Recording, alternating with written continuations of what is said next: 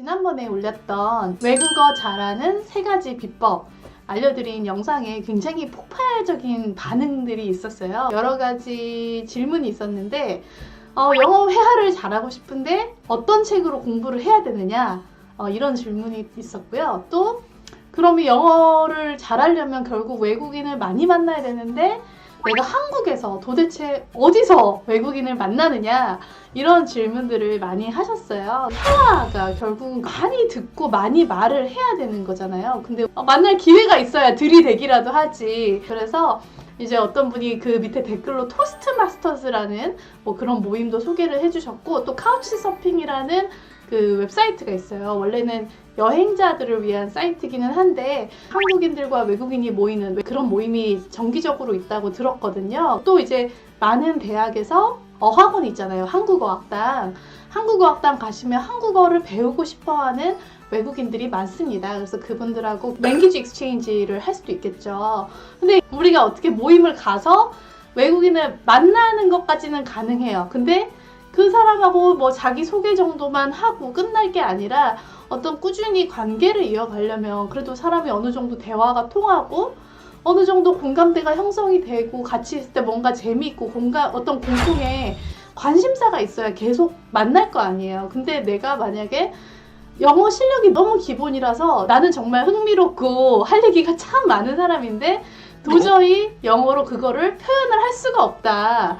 그러면은 이게 뭐 한 번에 만남에서 보통은 끝이 나잖아요. 내 실력이 향상될 때까지 그 친구들이 참을성 있게 기다려주고 가르쳐주지 않는다는 거죠. 그래서 이제 보통 회화, 뭐 스터디도 하시고 과외도 많이 하시는데 외국에서 살다 오신 분들이 아닌 이상 발음이라든지 이런 것들이 어떤 표현이나 액센트가 사실은 그 원어민들이 하는 거랑 좀 거리가 뭐 있을 수 있거든요. 그분들한테 열심히 배워가지고 가서 외국인한테 갔는데 외국인이 못 알아먹어.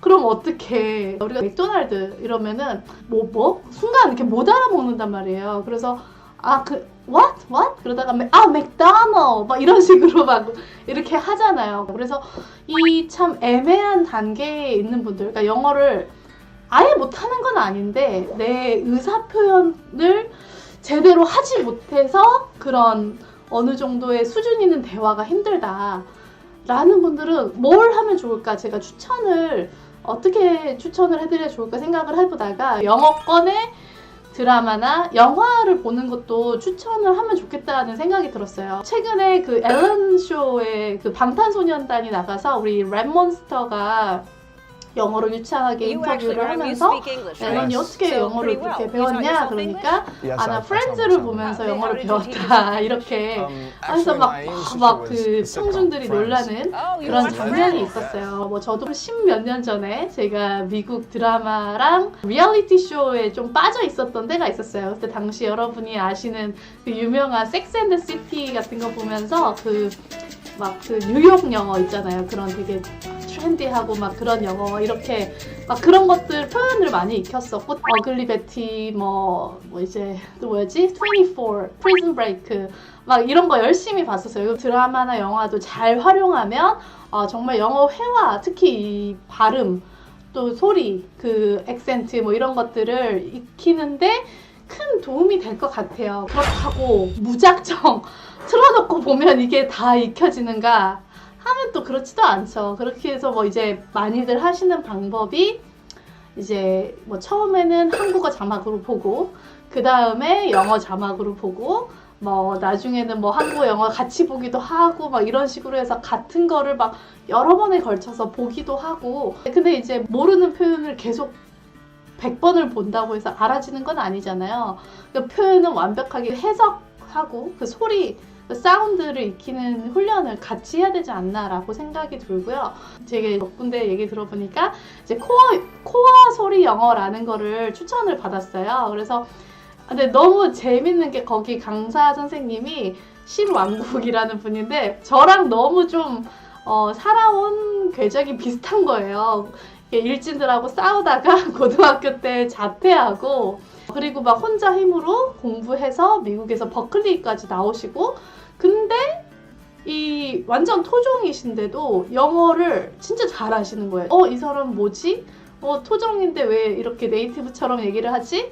근데 그분이 영어 공부를 영화만 가지고 했다는 거예요. 근데 영화 한 편 씹어 먹어봤니? 라는 그런 책도 쓰셨는데 이 소리에 굉장히 집중을 해서 그 강의를 하시더라고요. 그래서 이제 그분이 하는 얘기가 소리에 3요소가 있는데 발성과 강세와 리듬이다. 그래서 이 소리를 듣고 그걸 말하는 걸 훈련을 위주로 시키고, 제가 외국어 잘하는 비법 3가지 중에 하나가 흉내내라 그랬잖아요. 이렇게 개그맨들이 성대모사 하듯이 그 외국인은 그대로 흉내를 복사기처럼 흉내내라 이렇게 얘기를 했는데, 이분은 그거를 쉐도잉 기법이라고 쓰시더라고요. 그래서 들으면서 이제 따라하고 또는 듣는 동시에 따라하는 이런 통역사들이 하는 전문 훈련 프로그램을 만드셔서 할리우드 영화나 뭐 이런 것들을 쪼개서 그거를 들으면서 반복해서 들으면서 그 소리를 진짜 그야말로 내 입에 익히게끔 만드는 그런 소리 훈련을 하셔서 이제 해석과 함께 영화를 완전히 이해하고 그 과정에서 그 어휘와 표현들,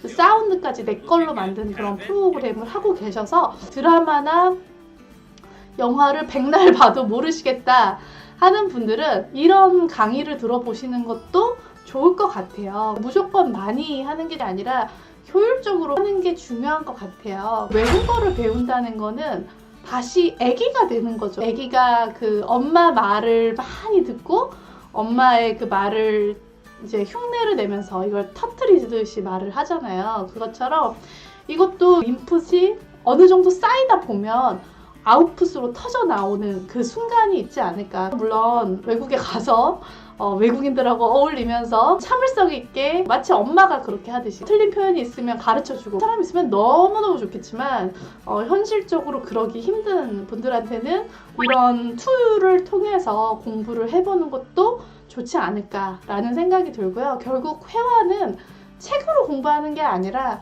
말을 해봐야 되는 것 같아요. 그래서 스스로 이렇게 막 이런 것도 강의 같은 것도 그냥 듣기만 하지 말고 소리를 내서 직접 따라하면서 많이 말을 하다 보면 어느 순간 이게 소리가 터지는 그런 경험을 하지 않을까 하고 생각을 합니다. 네, 우리 영어 공부하시는 모든 분들 화이팅!